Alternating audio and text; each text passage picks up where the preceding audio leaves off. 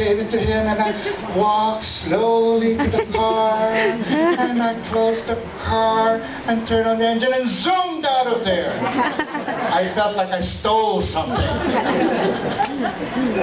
Of course, later the photograph was sold to Mr. Geronimo de los Reyes for a little bit more than 25 cents.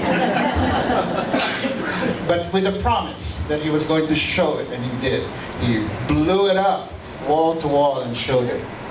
Which is the reason why I found out who took the photograph. Because one day, huge photograph execution, this woman from San Lorenzo, what's her name? She's a Hope woman like that. She's an Arias, right? Tata Arias, okay? I'm giving her a tour, and she's like this. And then we're passing the photograph, and she looks and she says, "Ah, my grandfather took that." I said, "What? Did you come back here?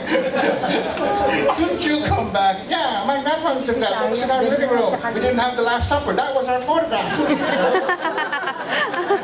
I was like, and then he said, "And we had 10 no limit tangeres in the house." I said, "Do you still have them?" And he said, "No, they burned down." I said, "Oh." Well, anyway.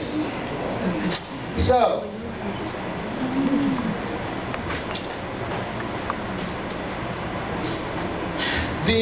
allowing Arias to photograph the execution would be a serious mistake for the Spaniards.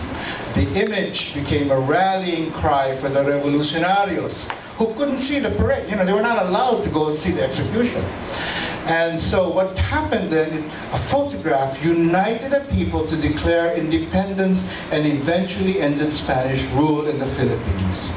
The power indeed of a photograph. These very rare photographs show Filipinos in trenches and behind fortifications firing at their enemy.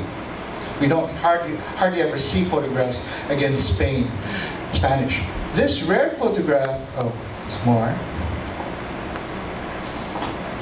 And this rare photograph of a damaged church proves what revisionist history has tried to hide for so long. The Filipino Revolution was primarily anti-friar in nature, for they had become the largest and most exploitative landowners in the colony.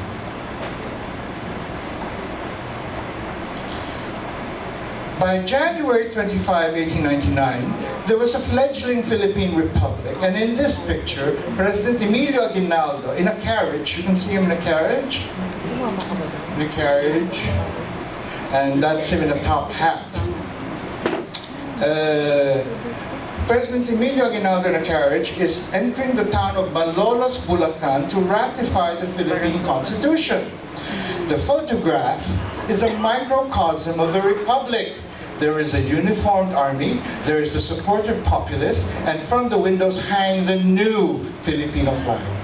You know, for us, we take that for granted. But you can imagine in those days when people saw, oh my God, it's different from the Spanish flag that we've known for hundreds of years. It's a really interesting thing. No?